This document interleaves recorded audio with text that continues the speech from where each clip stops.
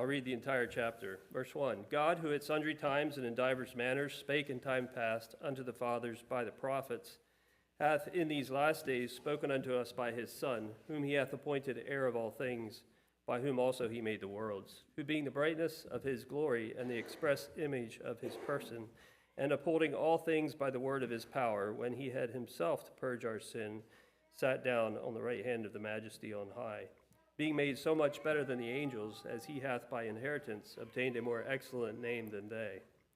For unto which of the angels said he at any time, Thou art my son, this day I have begotten thee. And again, I will be to him a father, and he shall be to me a son. And again, when he bringeth in the first begotten into the world, he saith, And let the angels of God worship him. And of the angels he saith, Who maketh his angels spirits, and his ministers a flame of fire? But unto the Son he saith, Thy throne, O God, is forever and ever. A scepter of righteousness is the scepter of thy kingdom. Thou hast loved righteousness and hated iniquity. Therefore God, even thy God, hath anointed thee with the oil of gladness above thy fellows. And thou, Lord, in the beginning hast laid the foundation of the earth, and the heavens are the work of thine hands. They shall perish, but thou remainest, and they all shall wax old as doth a garment. And as a vesture thou shalt fold them up, and they shall be changed. But thou art the same, and thy years shall not fail. But to which of the angels said he at any time, Sit on my right hand, until I make thine enemies thy footstool? Are they not all ministering spirits sent forth to minister for them who shall be heirs of salvation? You may be seated.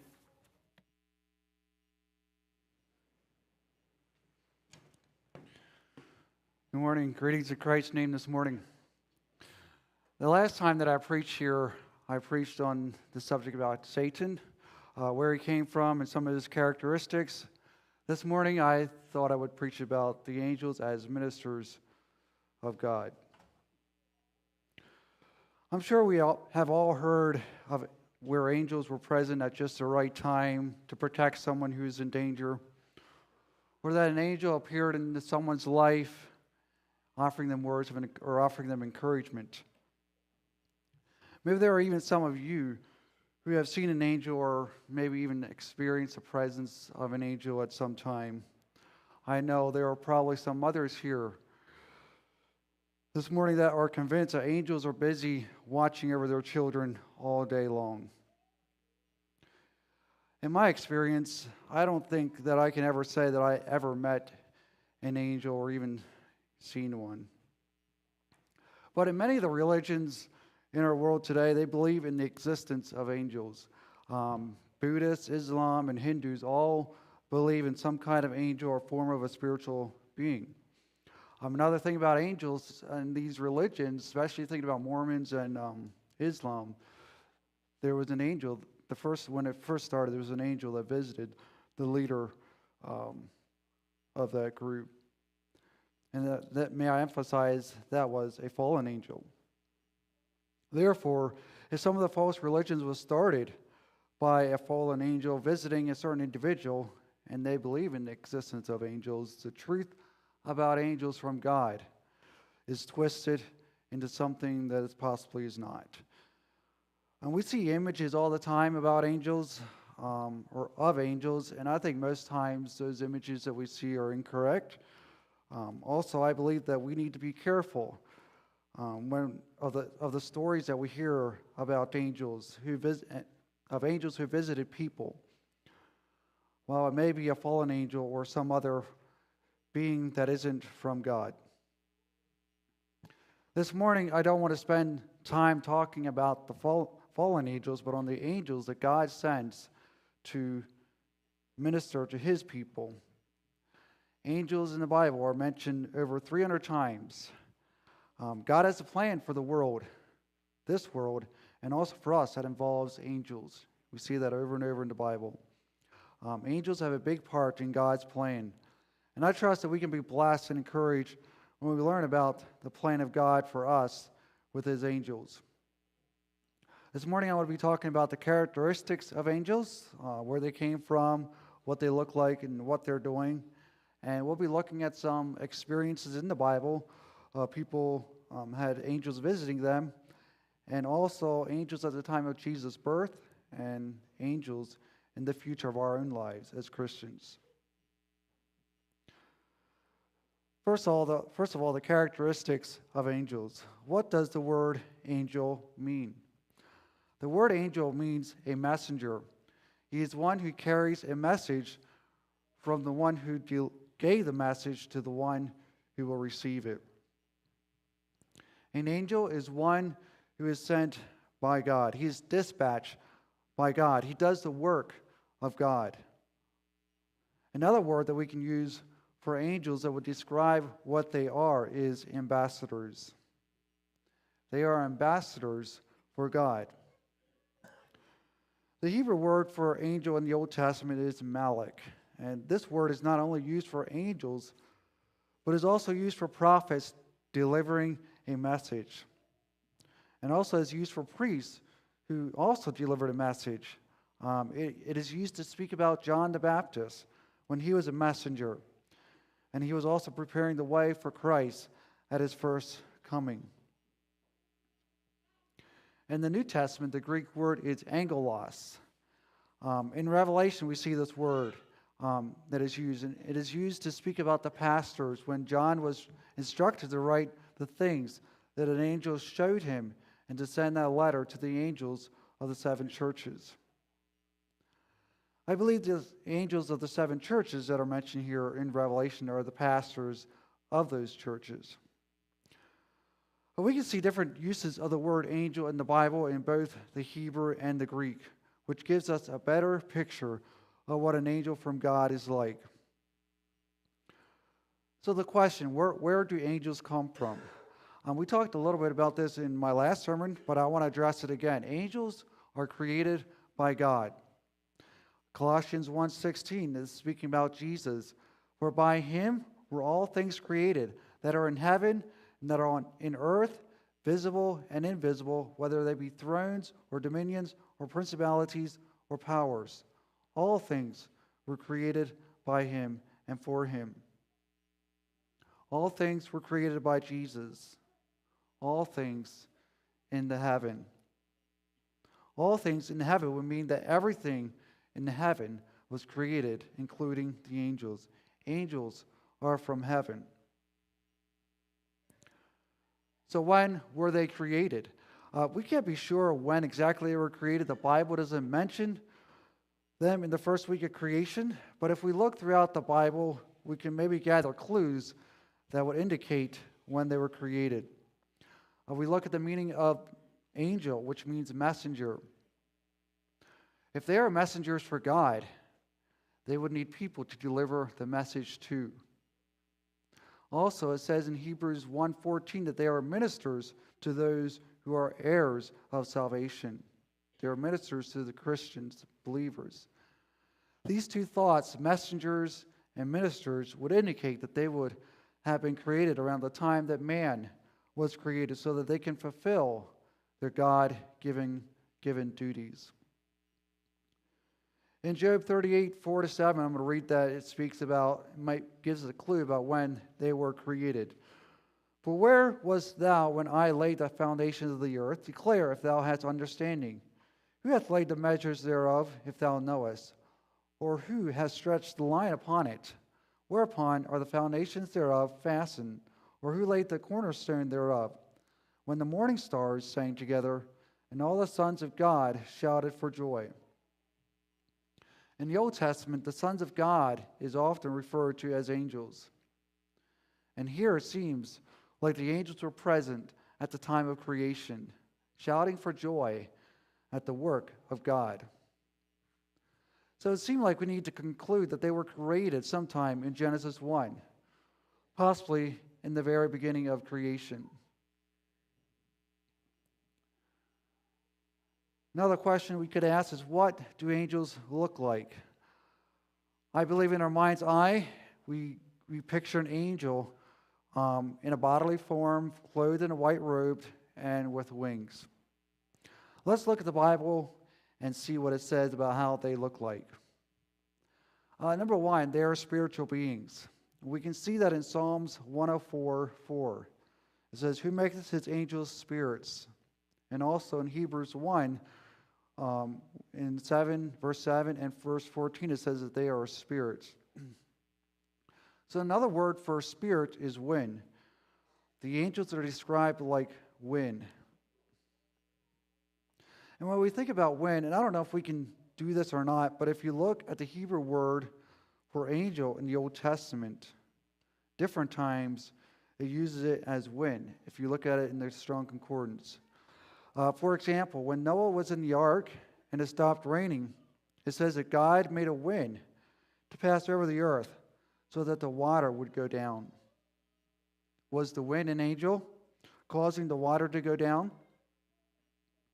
Another time in Exodus, during the time of the plagues to the Egyptians, the Lord brought an east wind which brought locusts that plagued the Egyptians. And then it was a wind that took those locusts to cast them into the Red Sea. Was that wind an angel which brought the locusts and also took them away? And another time when the children of Israel were crossing the Red Sea, there was a wind that parted the sea and made a dry path for them to cross. And also the wind covered the Egyptian army with water. There again, was that an angel? He was responsible for that because he was sent by God. And another time is when the children of Israel had quail to eat. The wind was what brought the quail in. Each one of these instances, the wind, or if it was an angel, it ministered in some way to the person or people that it was sent to. And maybe that's reading into the Bible too much, but I thought it was something that was interesting when I looked up the word angel in the concordance. It's maybe something to think about. In the Bible, it mentions over 100 appearances of angels to people. Still think about what do angels look like. To some people, they appear as ordinary men, like it says in Hebrews 13:2. Be not forgetful to entertain strangers, for thereby some have entertained angels unawares. And I think this could be talking about the time in Abraham's life when there was 3 men who came to Abraham before the destruction of Sodom and Gomorrah. The one being God who came in the flesh, and the other 2 were angels. If you look at that chapter, it doesn't appear that Abraham knew who they were right away. But he was very hospitable to them in his greeting. He bowed down to them, and I think that was a custom in those days to bow down as a greeting. And he also served them food.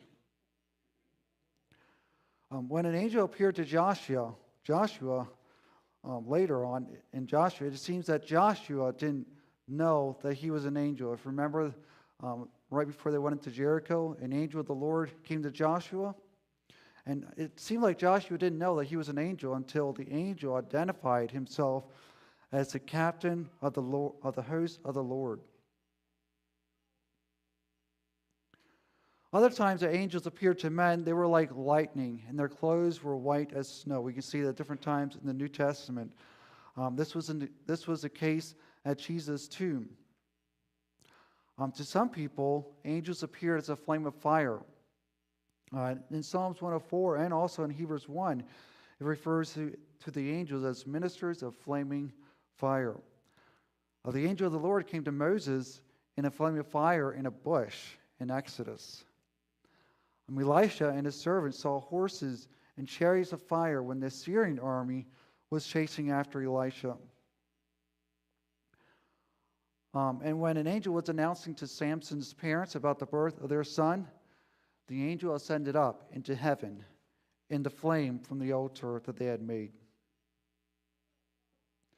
It doesn't appear like any of the angels that appeared to men on the earth had wings. But let's look at the angels, though, that are around the throne of God and see what they look like. I think these angels around the throne of God are lots different. In Isaiah 6, in this passage, we see the seraphims above the throne of God chanting to one another. And if you look at the description, these angels had 6 wings. 2 of these wings they used to cover their face, and 2 more they covered their feet, and with 2 they did fly. I believe the reason why they covered their feet and their eyes or face is because of what they were chanting to each other. Holy, holy, holy. They were always around by the throne of God, which God on the throne in all of his glory.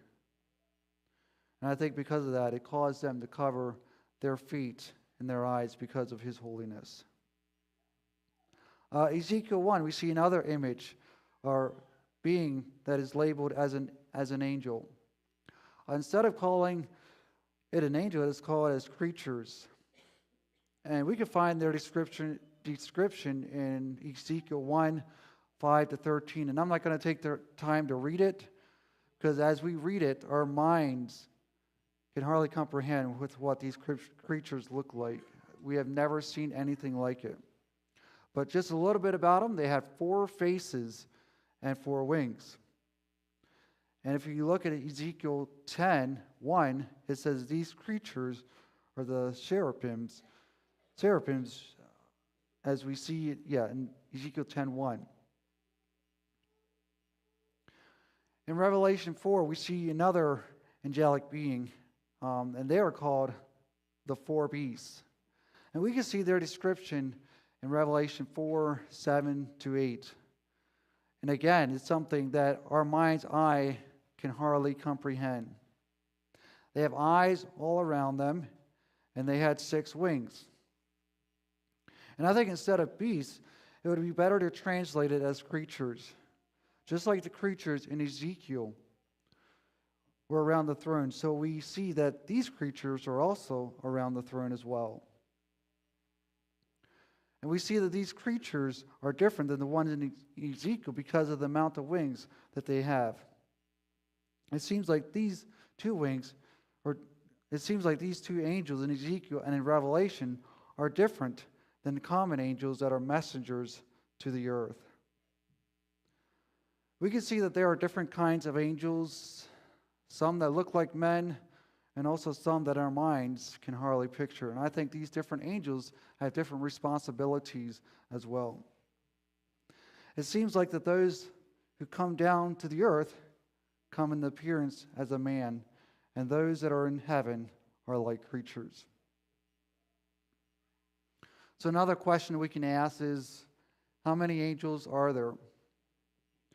Does God have enough angels to fulfill his task that he's assigned to the angels? You know, we often hear of guardian angels. Are there enough guardian angels assigned to each person? And I don't know if that's exactly, if there's guardian angels or not, but some people think that. But the Bible doesn't tell us anywhere the exact number of angels that there are.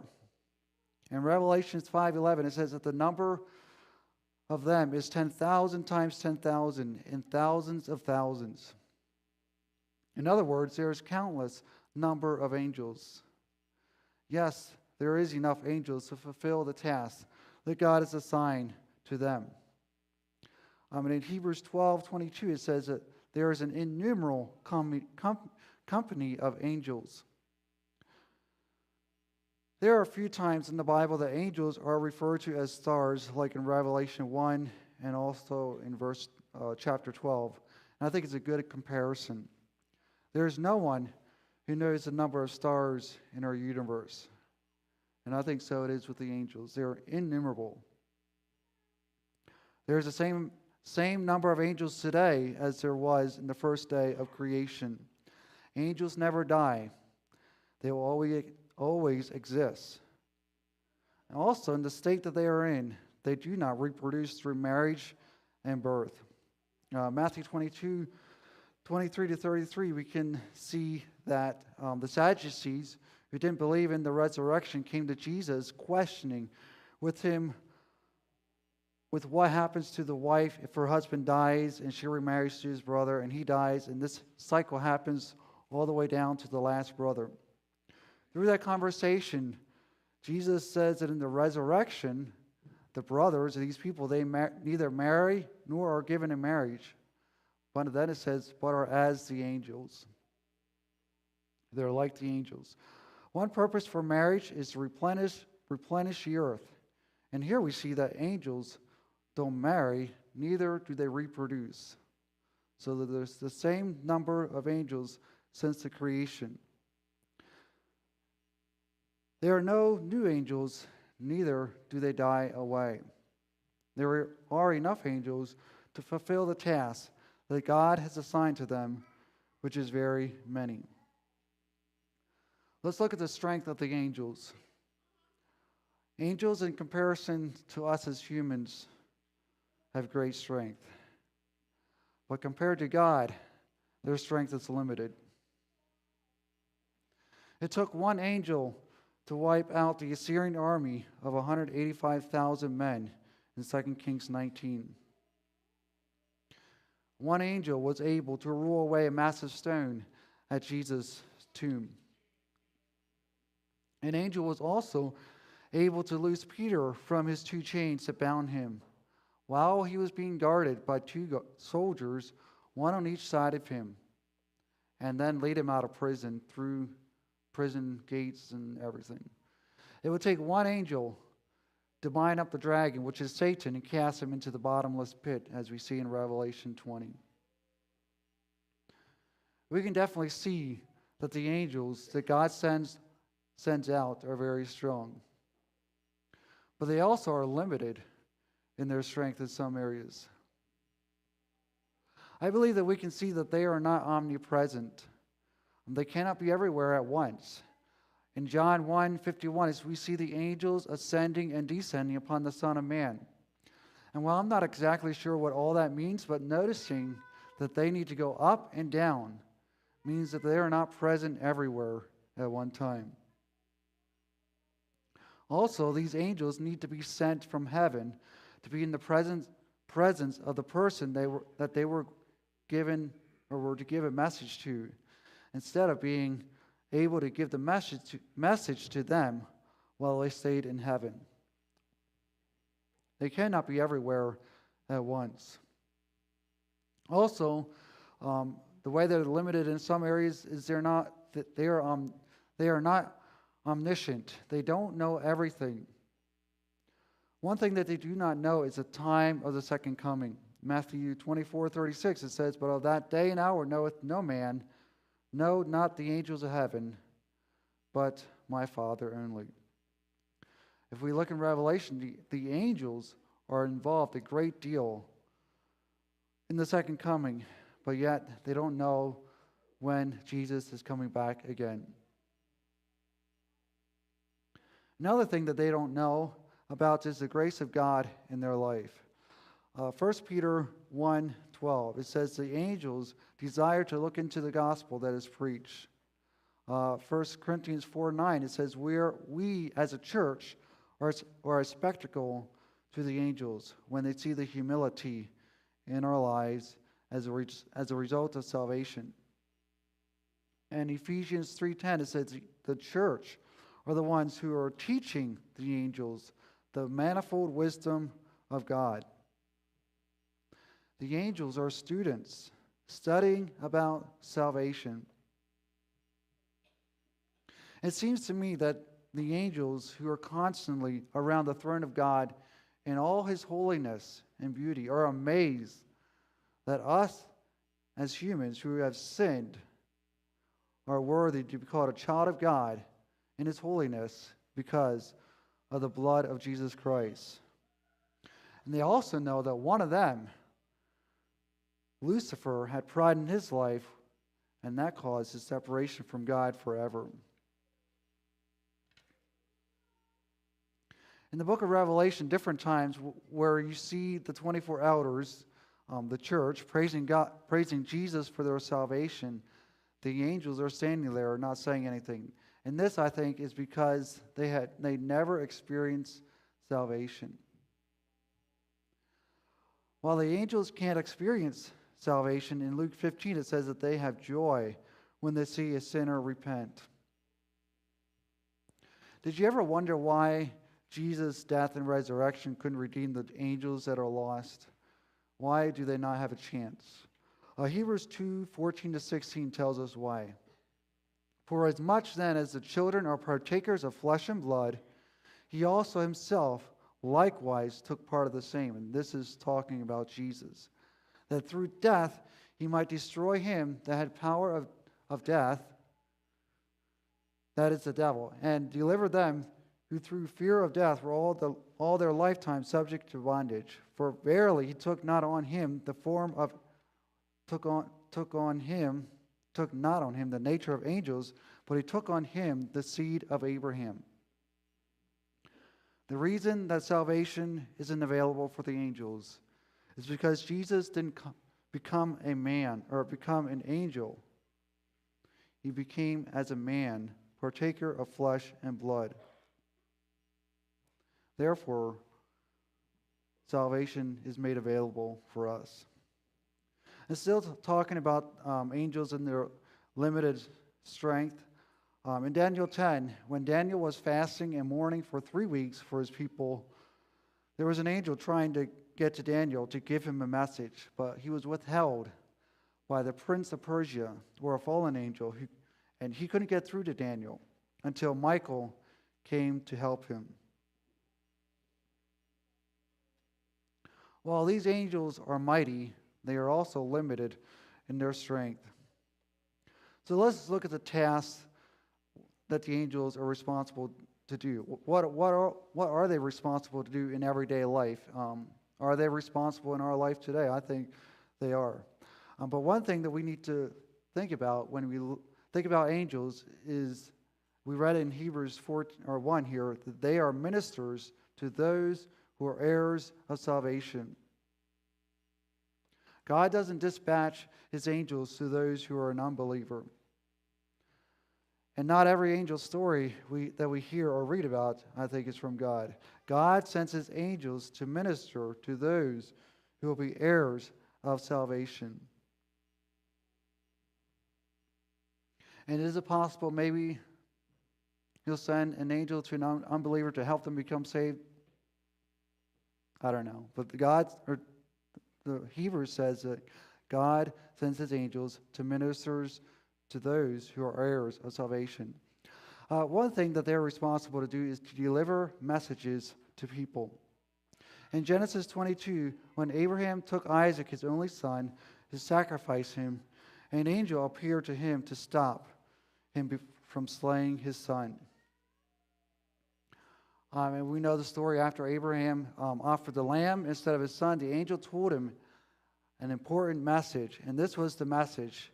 It says, "By myself have I sworn, said the Lord, for because thou hast done this thing, and hast not withheld thy son, thine only son, that in blessing I will bless thee, and in multiplying I will multiply thy seed as the stars of the heaven, and as the sand which is upon the seashore. And thy seed shall possess the gate of its enemies, and in thy seed shall all the nations of the earth be blessed, because thou hast obeyed my voice." Well, this message that the angel gave to Abraham that day gives us insight in God's plan for Abraham's seed, and how he will multiply them in great number, even though all the nations around them vanish away, and how they will possess the gate of their enemies, or how they will have control over their enemies, and also how the nations of the earth will be blessed because of them. And this was a message sent from God to Abraham through an angel. We see another messenger sent from God to Manoah and his wife, the parents of Samson. Samson's parents weren't able to have children, and an angel came down to give them a message with instructions. In Judges 13:3-5, we can read that message. "Behold now, thou art barren, and bearest not, but thou shalt conceive and bear a son. Now therefore beware, I pray thee, and drink not wine, nor strong drink, and eat not any unclean thing. For lo, thou shalt conceive and bear a son, and no razor shall come on his head, for the child shall be a Nazarite unto God from the womb. And he shall begin to deliver Israel out of the hand of the Philistines." The parents were able to know the purpose that God had for their son. What was the purpose? To deliver Israel out of the hand of the Philistines. The angel also gave them instructions for the child because he was a Nazarite. Another messenger that we see in the life of Daniel. Daniel received a couple messages from the Lord that were given to him by angels. Daniel 9, Gabriel, who is an angel, came to Daniel to tell him about the future of his people, Israel, and also Jerusalem. He told them that it would take 70 weeks for the transgression and the sins of the people to come to an end, and also to bring in everlasting righteousness to the people and also to their city.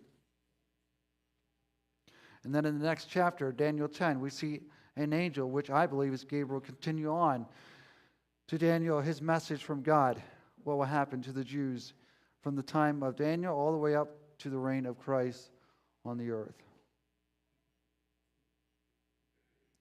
At the time of Jesus' birth, there were different angels that were present on earth to give messages to different people. Zacharias received a message from an angel that him and his wife will bear a son who will prepare the way for Jesus to come to the earth at his first coming.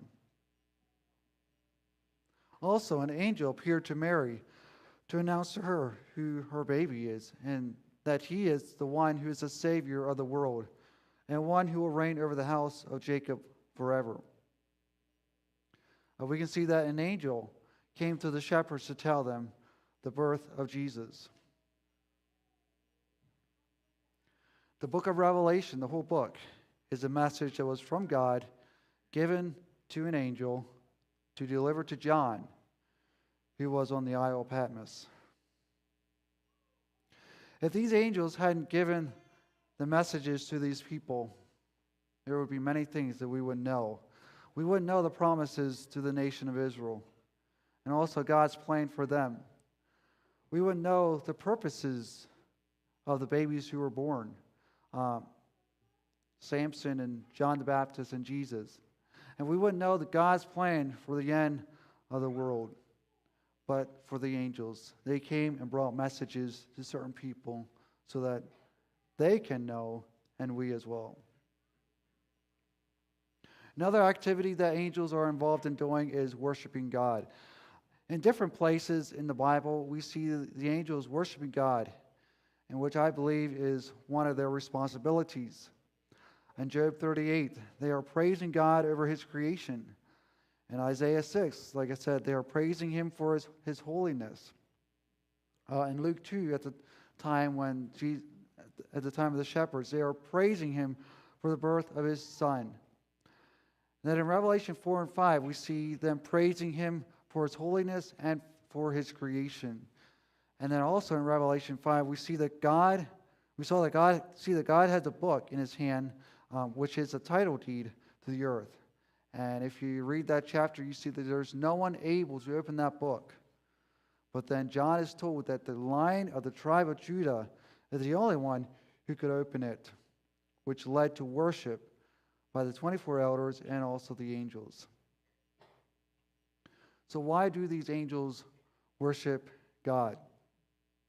If we look at each one of these times where they worship, they are worshiping God because of the truth about who God is.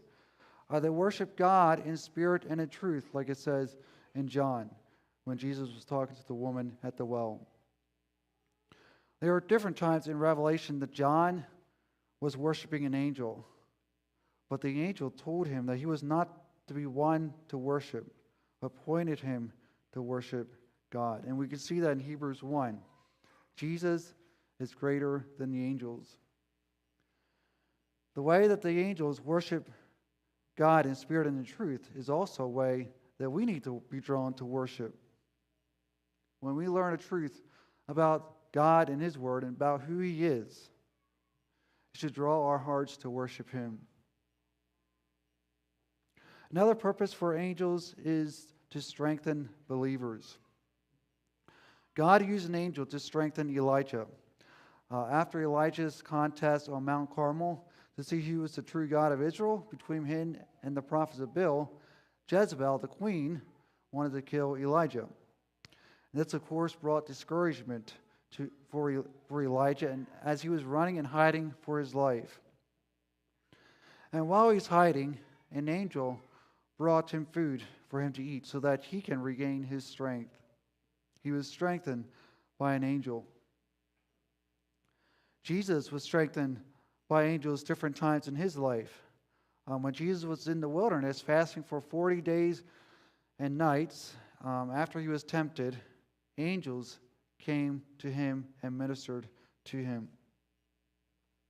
Also, right before his death, when he was on the Mount of Olives, before his arrest, there was an angel present with him, strengthening him, so that he could go through the sufferings that he did.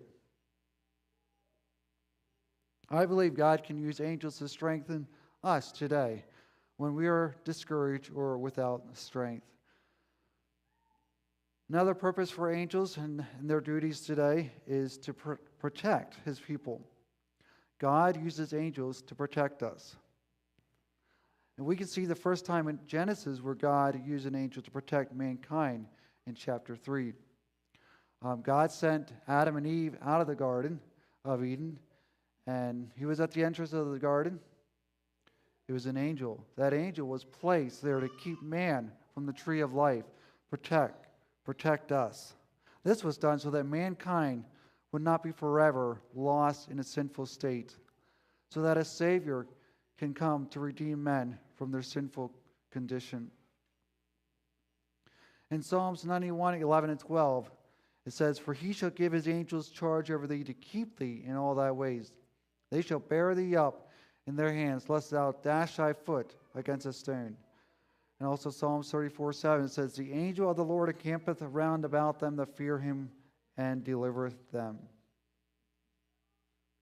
We can see also in Joseph and Mary's life, after Jesus was born, that an angel warned Joseph in a dream to flee with their baby because Herod wanted to destroy the baby. God sending his messengers or his angels for protection. Another thing that an angel does, I think, today is that he carries a believer at the time of death to heaven. There are times that we hear when people are dying, they see angels or that they hear the angels. And I think there could be a reason for that. The angels are present to carry the believer's soul to heaven. If we look at Luke 16, I think we can see that that is what happened there. And this is the story of Lazarus the beggar and the rich man when they both died. I'm going to read verses 19 to 23 in Luke 16. "There was a certain rich man which was clothed in purple and fine linen, and fared sumptuously every day. And there was a certain beggar named Lazarus, which was laid at his gate full of sores, and desiring to be fed with the crumbs which fell from the rich man's table. Moreover, the dogs came to lick his sores. And it came to pass that the beggar died, and was carried by the angels into Abraham's bosom. The rich man also died and was buried. And in hell he lifted up his eyes, being in torment, and seeth Abraham afar off, and Lazarus in his bosom." Did you notice the difference between the two when they died? What happened to the rich man when he died? It just says that he was buried. What about Lazarus when he died? It says that he was carried by the angels to Abraham's bosom. It appears that when we die, God instructs his angels to go and carry his children to heaven so that we don't need to go alone. The rich man, he died alone. But not Lazarus. The angels were there with him. I find great comfort in that. We may think that death is something that is scary and is something that we don't look forward to. And when we think about death itself, but there is a difference from an unbeliever to a believer, that God is with us the whole way through. And we think about Psalms 23, "For though I walk not in the valley of the shadow of death, thou art with me." Death is only a shadow for the believer. It's not the real thing. For the unbeliever, though, it is the real thing. There is so much more that we could say about angels. Their involvement in our lives and God's plan for them during the rapture of the church, the tribulation, and the second coming of Christ. But I'm thankful for the work of angels that God used to carry out his plan in protecting, encouraging and allowing us to know things that otherwise there will be no information about.